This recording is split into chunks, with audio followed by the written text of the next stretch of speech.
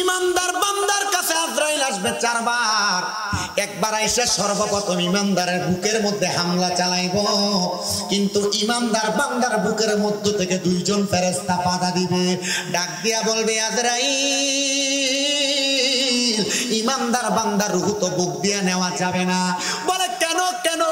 বলে ইমানদার বান্দার বুকের মধ্যে তো আছে আল্লাহ নবীর ভালোবাসা, এই জন্য ইমানদার বান্দার রূহ বুক দিয়ে নেওয়া যাবে না। আজরাইল এবার হামলা করবে বিভজিকার নূর, বান্দার চেহারা বরাবর। বান্দার চেহারা থেকে আওয়াজ আসবে বান্দা, কারণ ইমানদার বান্দা নামাজ পড়ে সেজদা দিছে, বান্দার কপাল থেকে আওয়াজ আসবে আজরাইল আমার রূহ তো তুমি কপাল দিয়ে কবজ করতে পারবা না। বলে কেন? বলে বান্দা 5 ওয়াক্ত নামাজে সেজদা দিয়া আমার আল্লাহ তাআলার প্রশংসা, আল্লাহ তাআলা শুকরিয়া আদায় করেছে। এ মুসলমান, এবার বান্দার ডান দিকে হামলা করবে, বান্দার ডান দিক থেকে আওয়াজ আসবে রে আজরাইল বান্দার ডান দিক দিয়ে তো রূহ কবজ করা যাবে না। বলে কেন কেন কেন রূহ কবজ করা যাবে না? কারণ বান্দার ডান দিকে আছে পিতা মাতার খেদমত, তখন বান্দারে বাধা দিবে আজরাইলকে। এবার বান্দার বাম দিক দিয়ে হামলা করবে, বান্দার বাম দিক থেকে আজরাইলকে বলা হবে আমরা বান্দার দান এবং সাদকা, বান্দারে তোমরা রূহ কবজ করতে পারবা না। আজরাইল যায় আমার আল্লাহ তাআলার দরবারে দাঁড়াইবো, আমার আল্লাহ আদেশ করবে রে আজরাইল বান্দা ইমানদার হওয়ার কারণে বান্দার রূহ এমন ভাবে নেওয়া যাবে না, কষ্ট দেওয়া যাবে না, এমন ভাবে রূহ কবজ করবা বান্দা যেন টের না পায়। বলে কেমনে কেমনে কেমনে গো? বান্দা কেমনে টের পাবে না? বলে বান্দা কিছুক্ষণ পর ইন্তেকালের আগে কালেমা পড়বে, বান্দার জবান দিয়ে কালেমার ধ্বনি বের হবে, ওই সময় বান্দার রূহ কবজ করবা। এবার বান্দার রূহ যখন কবজ করবে গো, বান্দার রূহ যখন কবজ করবে, বান্দার রূহ যখন কবজ করবে আজরাইল ফেরেশতা বান্দার সামনে দাঁড়াইব, ওই বান্দা কালেমা তৈয়বা পড়বে, বান্দার মুখ দিয়ে যখন বাতাস বের হবে আজরাইল বান্দার রূহটা কবজ করবে, বান্দা টের পাবে না, টের পাবে না। আর বেঈমান বান্দার শরীরের চামড়া ছিঁড়া ছিঁড়া নেওয়ার মতো কষ্ট পাবে, ইমানদার বান্দা টের পাবে না। ইমানদার বান্দা কেমন হালত হবে জানো? ছোট একটা বাচ্চা যদি দুধের জন্য কান্না করে, তার মা তার মাথার মধ্যে হাত বুলে দিলে ছোট বাচ্চাটা যেমন ভাবে ঘুমিয়ে যায়, ইমানদার বান্দা তেমন ভাবে ঘুমিয়ে যাবে। বেঈমানের রূহ বলছে এত তাড়াতাড়ি নিও না, আর ইমানদারের রূহ ডাক দিয়ে বলবে আজরাইল আমার কেন এত তাড়াতাড়ি, তুমি এত আস্তে আস্তে নিয়ে যাও, তুমি যদি জানতা আল্লাহ তাআলা আমার জন্য কত বড় নিয়ামত রেডি করে রাখছে, তাইলে তুমি আমার আরো তাড়াতাড়ি নিয়ে যাইতা। হায়রে কুচাই তলির মানুষ, এমন ইমানদারের মরণ তোমার হইবনি, এমন ইমানি মরণ তোমার হইবনি, একটাবার তুমি চিন্তা করছো নি? ইমানদার বান্দার রূহ যখন আসমানের প্রথম দিকে নিয়ে যাবে, রহমতের ফেরেশতারা আহলান ওয়া সাহালান মারহাবান দুয়ুফুল্লাহ, দুয়ু বান্দারে স্বাগতম জানাইবো। আর বেঈমানের বান্দারা জানে কি করছিল? থুতু মারছিল।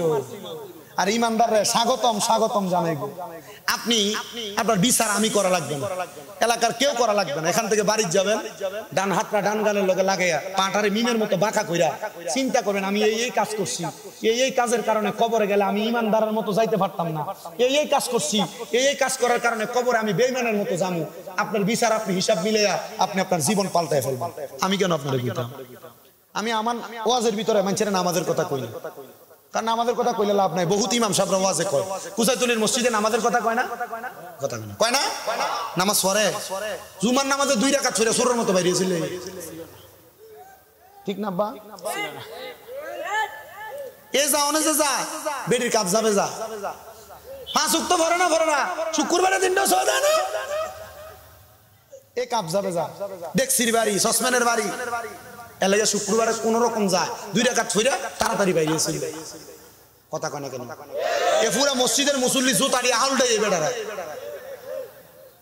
ঠিক আছে? আল্লাহ আমরারে বোঝার তৌফিক দান করুন। আমরা আমিন যতই কই কাম হইতো না, কারণ আমরা এটা মোহের কথা, কলবের কথা। আপনার কি কষ্ট হইতেছে? এই ফিসুন দিয়ে কদ্দুর মানুষ এটা তো ইন্ডিয়া বোঝা যায় না। আমরা আসেননি লাস্টে দিয়া যারা খারে রেছেন একটা আত্রা তোলেন আছে তো মোটামুটি কয়েকজন, ঠিক আছে চলবো, বিরিয়ানি খাবেন না মানুষ হলে চলবে, ও আসন লাগবে না, বহুত ওয়াজ চলে। আল্লাহ যেন আমরা কবুল করে, জোরে কোন আমিন, আস্তে কোন আমিন, আর মোহাব্বতে কোন আমিন।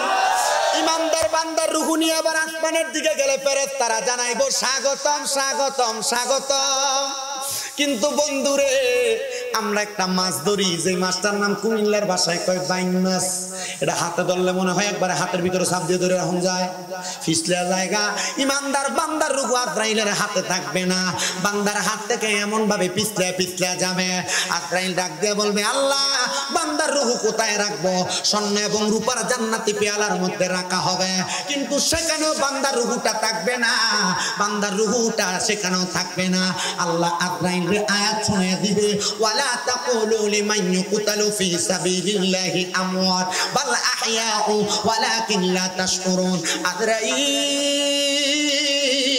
যারা আল্লাহর রাস্তায় চলে যায় তারা তো মরে না, আমি আল্লাহ তো ঘোষণা করেছিলাম বাল আহইয়াহুম, তারা জিন্দা। এদেরকে যারা মরা বলে, এদেরকে যারা মরা বলে, আমি আল্লাহ তাআলা এদেরকে বললাম ওয়ালাকিন লা তাশকুরুন, এরা নির্বোধ, এরা বোকা। তার মানে বোঝা যায় যারা ইমানদার তারা মরে না, তারা জিন্দা জিন্দা। ঘোষণা আমার না, স্বয়ং আল্লাহ। ইমানদার বান্দারা কি মরা না জিন্দা? জিন্দা। তাহলে ইমানদারদের কাতারে বাংলাদেশে সর্বপ্রথম যারা পড়ে তারা হইলো আউলিয়া কেরাম। কথা কোন ঠিক কিনা? তো আউলিয়া কেরাম যারা মাজার শরীফের মধ্যে আছে এরাও জিন্দা। কথা কোন ঠিক কিনা? কিন্তু আমরা সমাজে বহুত সুরের ঘরে, সুরেরা কয়দিন আগে গেছিল না মাজার ভাঙতো? কথা কয় না কেন? আপনারা কি মাজার ভাঙার পক্ষে আছিলে? আমি আছিলাম। কেন? কারণ আছে। এই যে মাজারটি ভাঙতে গেছে, এই প্রত্যেকটা মাজারের খাদেম হয় বাদ ফান হয়েছে। বড় হুজুর কি লেগা? কারণ দেহেন তাকাই আছে, এই যে মাজারটি ভাঙতে গেছে এই মাজারটির একটা লগেও একটা মাদ্রাসা নাই। কথা কন না কেন? একটা মাজারের লগে মাদ্রাসা নাই। আর মিয়া প্রত্যেকটা মাজারের লগে যদি একটা একটা মাদ্রাসা থাকতো, মানে এরা তো মাদ্রাসা করছে না, মাজারের গরু ছাগল যা হয়েছে এটি টাকা দিয়ে নিজের পকেট গরম করছে। কথা কন না কেন? এর লাগে আমি যেই মাজারের আন্ডারে মাদ্রাসা নাই মাজারে দান করি না, এটা আমার স্বভাব। আপনি কি করবেন এটা আপনার বিষয়। আমি মাজারের বিরোধী না, মাজারের পক্ষে। কি কই শুনেন একটু মনোযোগ দিয়া। এই মাজারের খাদেমরা যদি লোক একটা মাদ্রাসা বানাইতো, যদি মাদ্রাসার ভিতরে 200-300 ছাত্র থাকতো, যে ফকিন্নির ফোলারা মাজার ভাঙতে গেছিল, এই 200-300 ছাত্র যদি 200-300 লাঠি নিয়ে ধরে নিয়ে দিত, মাজার ভাঙার ক্ষমতা তার বাপের ছিল। এর লাগে আমি মাজার ভাঙার পক্ষে। মাজার যেখানে আছে এনে একটা মাদ্রাসা লাগবে। কথা কম। মাজারে মানুষে যে দান করবো, দানের টাকা দিয়ে 3 ফুলাফান পড়বো, তাইলে হইলো মাদ্রাসা। কথা কন না কেন? আল্লাহ আমরা বুঝার তৌফিক দিক। আবার যখন মাজার ভাঙে তখন আবার আমি কইছিলাম মাজার যেহেতু ভাঙে উপরে ইটটি ভাঙে কি লেগে, মাজার যেহেতু ভাঙে মাজারে আয় না গ্লাসটা সেটি ভাঙে কি লেগে, ফাললে মাজারটা যে ভাঙবো যে দূর পর্যন্ত বেটার মাটি দেওয়া হয়েছে এ দূর পর্যন্ত ভাঙে দেওয়া বলছে। কারণ আল্লাহ তো কইছে এরা জিন্দা, তো তুমি যদি দূর পর্যন্ত যাইয়া যদি দেখো জিন্দা, তখন তার আর ক্ষমতা আছে মাজারটা ভাঙা? এর দূর তো ভাঙে নাই। সুরের মতো যাইয়া যায় রাত্রে ভাঙছে, নাহলে কোন রকম যায় হামলা করে ভাঙছে। যদি কোনো বকিন্নির ফুলারা মাজার দিয়ে ভাঙতে গেছে, এরা যদি ঘোষণা দিত আমরা কালকে গাজীপুরের মাজার ভাঙতে যাবো, কলজাটা খুলে লইতো না। কারো সুন্নি রেখে এমনি বইয়ে থাকবো? আমরা মারামারি করি না, আমরা লাড়ি লয়ে নামি না, আমরা কারোর সাথে দ্বন্দ্বে যাই না। কারণ আহলে সুন্নাত ওয়াল জামাত দ্বন্দ্ব মারামারি কাটাকাটি শিখায়। আল্লাহ আমরা বোঝার তৌফিক দিক। আমি নাচতে গেছিলাম।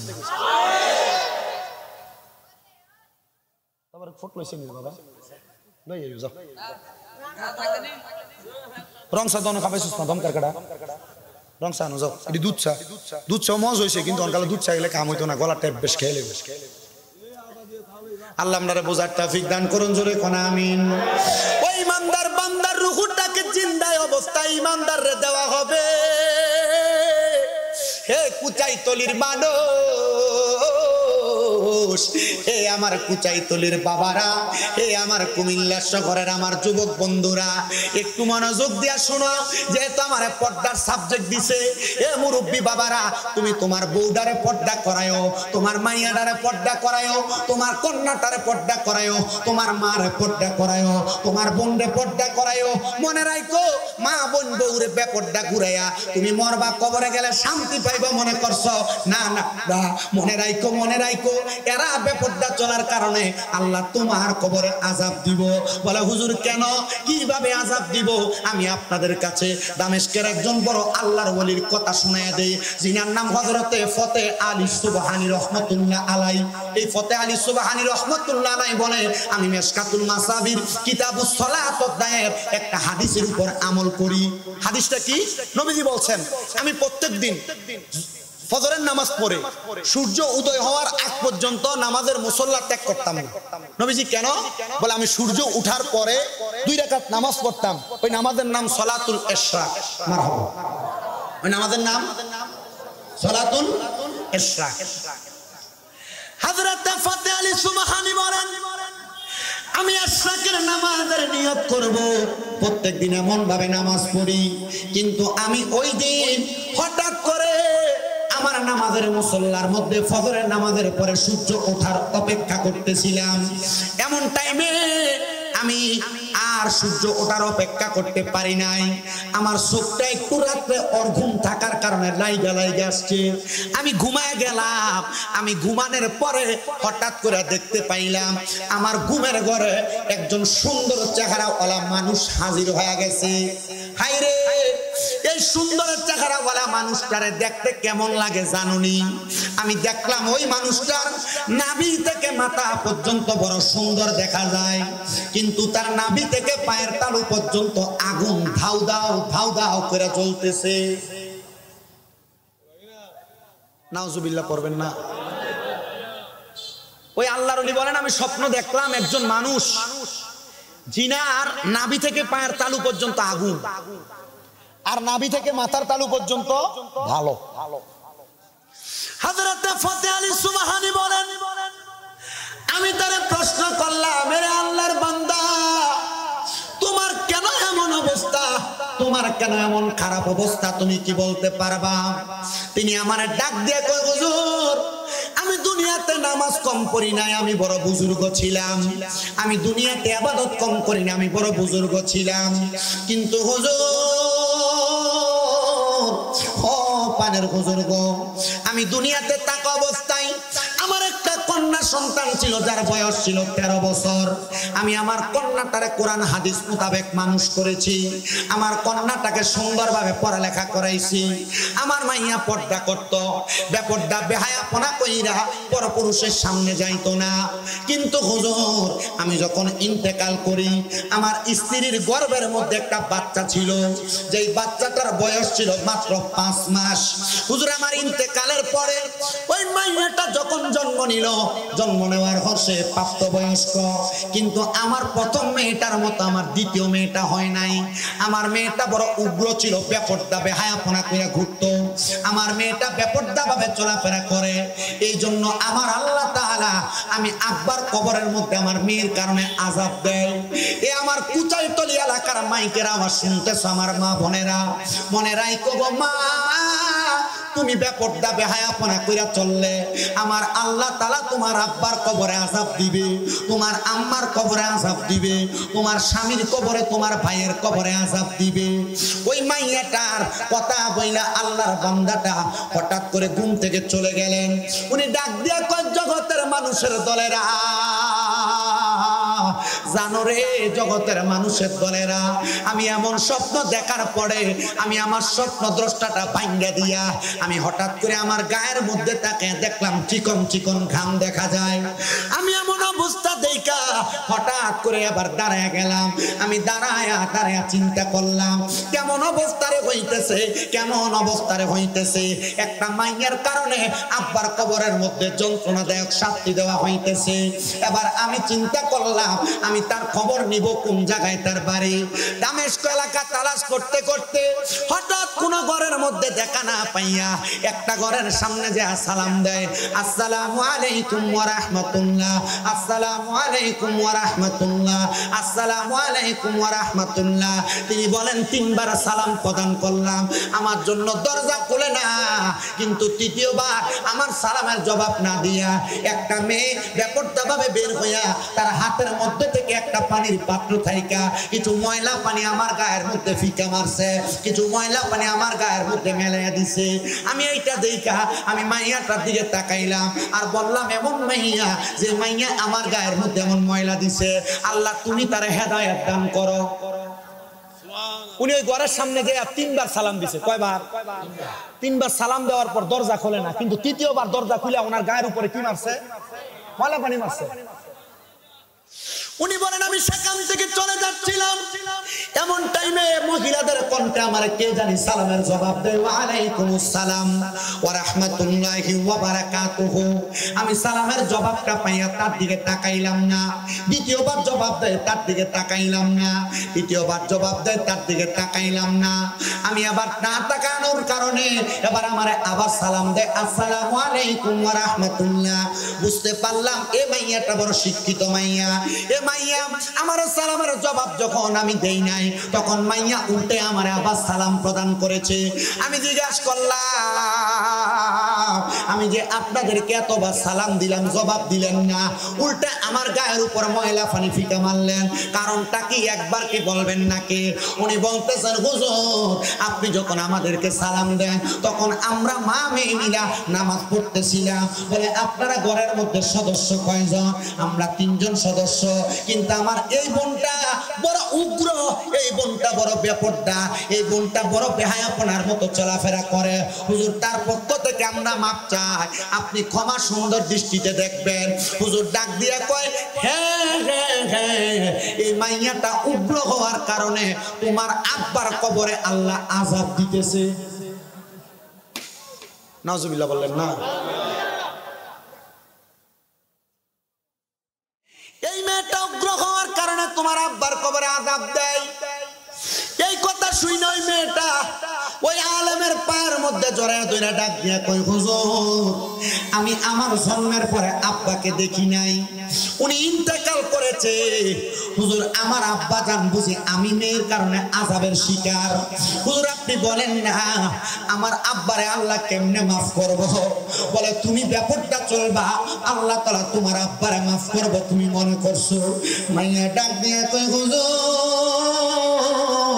ওয়াদা করলাম আর ব্যাপারটা চলবো না, আল্লাহর ওয়াস্তে মাফ করে দেন হুজুর, আমি এখন থেকে নামাজ আদায় করব।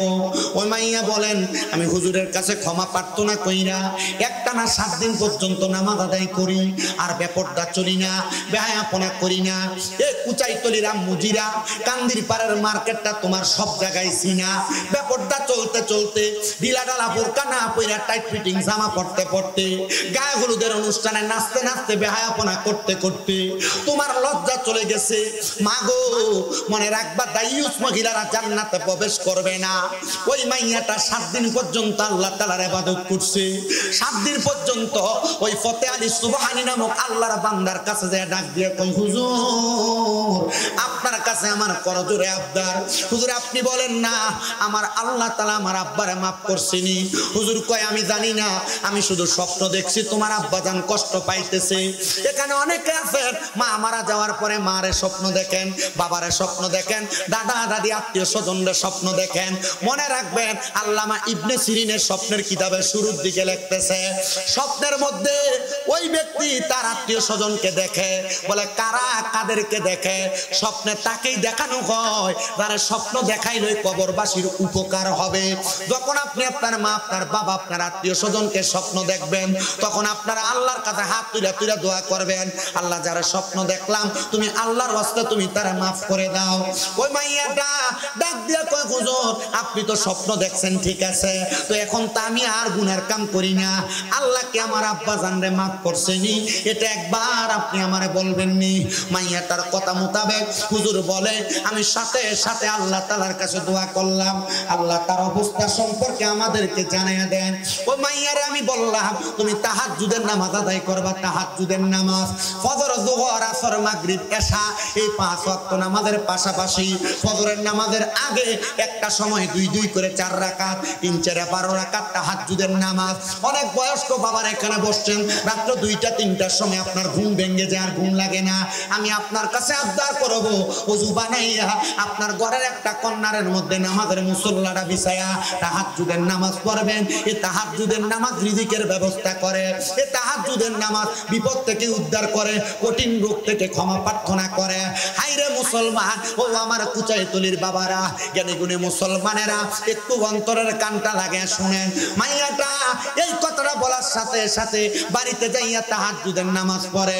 মাইয়া ডাক দিয়া কয়, আমি তাহাজ্জুদের নামাজ পইরা যখন কান্নাকাটি করি, আমি হঠাৎ করে দেখতে পাইলাম রে জগতের মানুষ একটা সাদা রঙের পোশাক পরা ব্যক্তি আমার ঘরের মধ্যে আইসা আমার মাথাটার মধ্যে হাতটা বুলিয়ে দিতেছে। আমি জিজ্ঞাসা করলাম, কে গো আপনি, আপনার পরিচয় কি? উনি আমারে পরিচয় দেয়, আমি হইলাম তোমার জন্মদাতা বাবা। ও আব্বা, আপনি যে আমারে বাবা বলে পরিচয় দেন, আপনি না বুঝে আমি মেয়ের কারণে কবরের মধ্যে কঠিন আযাবের শিকার। আব্বা গো, আপনি বলেন না আপনি কবরের আযাবের শিকার কেন? ও আব্বা, আপনি বলেন না আপনি কেন কবরের আযাবের শিকার? আব্বা ডাক দিয়ে কয়, এ মাইয়া, তুমি যেই দিন তওবা করেছো আল্লাহ তাআলা তোমার তওবার কারণে আমি আব্বারে মাফ করে দিছে। মনে রাখবেন, একটা মাইয়া মানে একটা জান্নাত, 2টা মাইয়া 2টা জান্নাত, 3টা মাইয়া মানে আল্লাহর নবীর সাথে জান্নাত। তবে মাইয়াটারে পর্দা করানো লাগবে। আপনার মাইয়া বেপর্দা ভাবে চুল ছেড়ে দিয়া রাস্তায় রাস্তায় ঘুরে আর আপনি জান্নাতের আশা করবেন? জি না, জান্নাতে তো মামুর বাড়ির কলার মতো না। মনে রাখবেন, একটা মেয়ের কারণে আল্লাহ তাআলা 4 প্রকারের পুরুষ মানুষকে দুজকের আগুনে পুরাইব। বলে হুজুর কারা কারা? আমার নবী বলতেছে, 1 নাম্বার, কোন বাবা মেয়ে জন্ম দেওয়ার পর মেয়ের যদি পর্দা না করায় তাইলে ওই বাবা এবং মেয়েকে একসাথে দুজকে দেওয়া হবে। কোন ভাই যদি তার বোনকে পর্দা না করায় তাহলে ওই ভাইকে তার বোনের কারণে জাহান্নামে দেওয়া হবে। ও বন্ধু, কোন স্বামী যদি তার স্ত্রীর পর্দা না করায় তাইলে ওই স্বামীকে স্ত্রীর কারণে বেপর্দা থাকার কারণে স্বামীকে দুজকে দেওয়া হবে। কোন সন্তান যদি তার মাকে পর্দা না করায় তাহলে ওই সন্তানের মা সন্তান একসাথে দুজকে থাকবে। আর আমরা বেড়ারা নারীদেরকে পর্দা করাইবো দূরের কথা, এরা এদের বউরে মোটর সাইকেলের পেছনে নিয়ে পাতলা পাতলা জামা কাপড় পরে রাস্তায় রাস্তায় ঘুরায় আর এদের বউদেরকে অবাধভাবে চলাফেরা করতে দেয়। মনে রাখবা মুসলমান, এটার কারণে তুমিও জাহান্নামে যাইবা, তোমার স্ত্রীকেও জাহান্নামে পাঠাইবা। আমরা সমাজ মনে করে আমার স্ত্রী অবাধভাবে চললে কি হইল, স্ত্রীটা সুন্দর করে জামাইয়ের ছোট ভাইরে মানে দেবরে ভাত বেড়ে দেয়। কিন্তু আমার নবী ডাক দিয়ে একটা দেবর হইল তার ভাবির জন্য কাল সাপের মতো মৃত্যু সমতুল্য। আর আমরা সমাজ এটারে বুঝাইছে ছোট ভাইয়ের মতো। জি না, ছোট ভাই বলতে কোনো কথা নাই। যদি কোনো দেবর ভাবির সামনে যায়, ভাবি দেবরের সামনে যায়, এটার কারণে তাদের আমল নামায় কবিরা গুনাহ হবে। বেপরদা থাকার কারণে আল্লাহ তাআলা তাদেরকে শাস্তি দিবে। আর আমরা বেরিয়ে দেবর তো দূরের কথা, কুচাইতলির দোকানে আসলে পুরো দোকানের এলাকার মানুষ তারা চিনে। রাস্তা দিয়ে যাওয়ার সময় কয় ভাবি ভালো আছেন, বেরিয়ে উপর দিয়ে দেখলে চিনা যায়। মনে কইরো না গো মা, এটার কারণে মানুষ তোমার চিনে, বলো ভালো কয়। এটার কারণে তুমি মহিলা জাহান্নামের অতল গহ্বরে পুরা লাগবে। আল্লাহ কয় ওয়াকরনা ফি বুয়ুতিকুন্না ওয়ালা তাবাররাজনা তাবাররুজাল জাহিলিয়াতিল উলা। এই জগতের মানুষ, তোমরা তোমাদের নারীদেরকে জাহিলিয়া যুগের মহিলাদের মতো বের হতে দিবা না। আপনার মাইয়াটা বেপরদা ঘুরে বিদায় রাস্তার মধ্যে পোলাপান আপনার মাইয়ার প্রেজেন্ট করে, আপনার মাইয়া শরীরটারে প্রদর্শন করে করে রাস্তায় ঘুরে বিদায় রাস্তার পোলাপান আপনার মাইয়ার ডিস্টার্ব করে। আর আপনি এটার লেগা এলাকার পোলাপান নিয়ে ওই ফোলারে ফিরতে চান। এটা না কইরা আগে আপনি আপনার মাইয়া হামালেন, তারপরে আপনি পোলাপানের বিচার করেন। কথা কোন ঠিক কিনা? মাহফিলের সভাপতি উনি বলছে না, আমার বুঝে আসে না কোন দিয়ে আপনারা দাঁড়াইবেন। আপনারা কষ্ট করে যদি পারেন মাহফিলের পিছন দিয়া আর প্যান্ডেলটার এই যে সাইডে দিয়ে জায়গা একটু সিরিয়াল করে দাঁড়াবেন। কারণ বুঝছি আমি আর ওয়াজ আর বেশি করতাম না, যদ্দূর করছি আলহামদুলিল্লাহ, এর দূরের উপরে আমল করি। এরপরে নসিবে থাকলে কোনো সময় শোনামু, আল্লাহ আমরা কবুল করে আমিন কোন। পর্দা দরকার, বুঝি না। যদি আপনি আপনার বউরে পর্দা না করেন, এটার কারণে কবরে ফিটা কি আপনি বউ খাবেন, আপনি খাবেন? আপনার জিয়ের আপনি পর্দা না করেন, এটার ফিটা কি আপনি খাবেন, আপনি জি খাইবো, বাপজি দোনোটা খাইবো। আপনি আপনার বইনেরে যদি পর্দা না করান, এটার ফিটা দোনোজনে মিলা খাইবেন। আপনি আপনার মারে যদি পর্দা না করান, এটার ফিটাও কবরে গেলে আপনারা দোনোজন মিলাই খাবেন। আল্লাহ আপনার বোঝার তৌফিক দিন। জোরে কন্যা আমিন।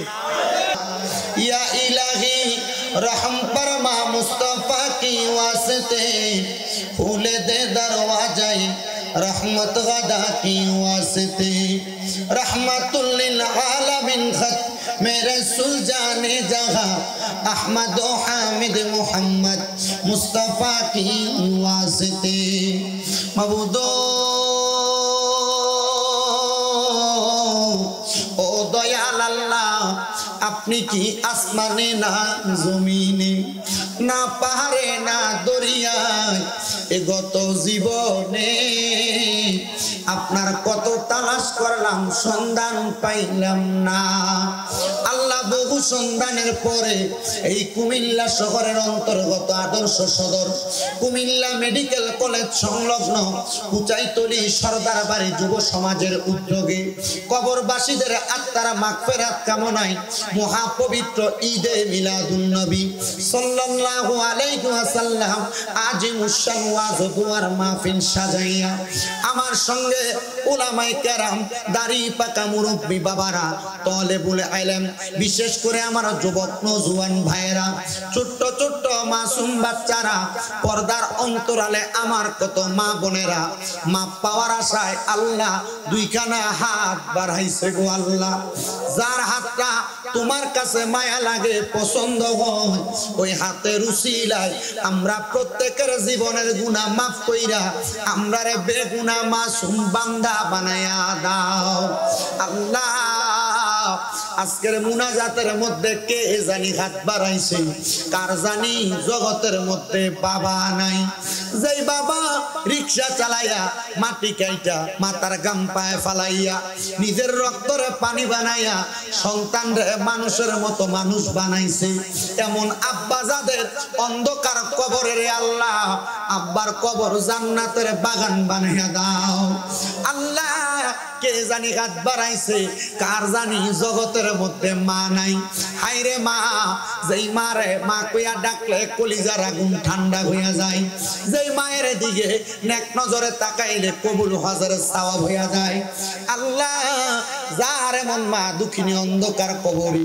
আম্মার কবর জান্নাতের বাগান বানায়া দাও কে জানি হাত বাড়াইছে গো মাও নাই বাবাও নাই জনমের মতো এতিম এমন আম্মা আব্বা যাদের অন্ধকার কবরের আল্লাহ আম্মা আব্বার কবর জান্নাতের বাগান বানায়া দাও আল্লাহ কে জানি হাত বাড়াইছে মাও নাই বাবাও নাই জনমের এতিম রে আল্লাহ যেই মা বাবা নিজের জীবনটারে নাশ করছে সন্তানের ভবিষ্যতের দিকে তাকায়া এমন মা বাবা যাদের অন্ধকার কবরে আম্মা আব্বার কবর নাজাতের ফয়সালা করে দাও আমার একজন বাবা যান কিছু হাদিয়া প্রদান করে আম্মা আব্বার জন্য দোয়া চাইছে আল্লাহ ওনার আম্মা আব্বারে তুমি ক্ষমা করো আল্লাহ এই মাহফিলে যারা টাকা দিয়া পয়সা দিয়া শ্রম দিয়া বুদ্ধি দিয়া পরামর্শ দিয়া মাইক দিয়া লাইট দিয়া প্যান্ডেল দিয়া মিডিয়ার বাইরে সহ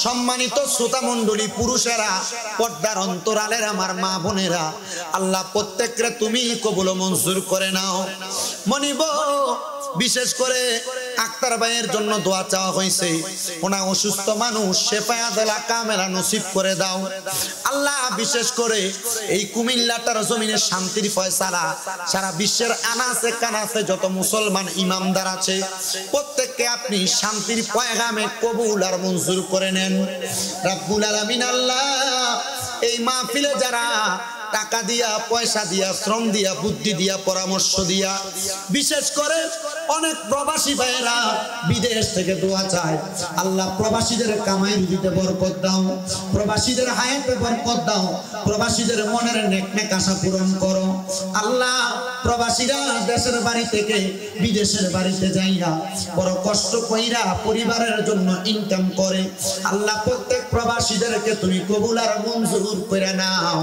এই মাহফিল কিয়ামতের আগ পর্যন্ত কবুল ও মঞ্জুর করো মাহফিলকে যারা এত সুন্দরভাবে ব্যবস্থাপনা করেছে এলাকার যুব সমাজ সর্দার বাড়ির যুব সমাজ আল্লাহ তাদেরকেও তুমি কবুল ও মঞ্জুর করো এই যুবকদের কামাই রুজির মধ্যে বরকত দাও আয়াতে বরকত দাও রিজিকে বরকত দাও মনের নেক নেক আশাগুলো পূরণ করো পর্দার অন্তরালে কত মা বোনেরা দোয়া চায়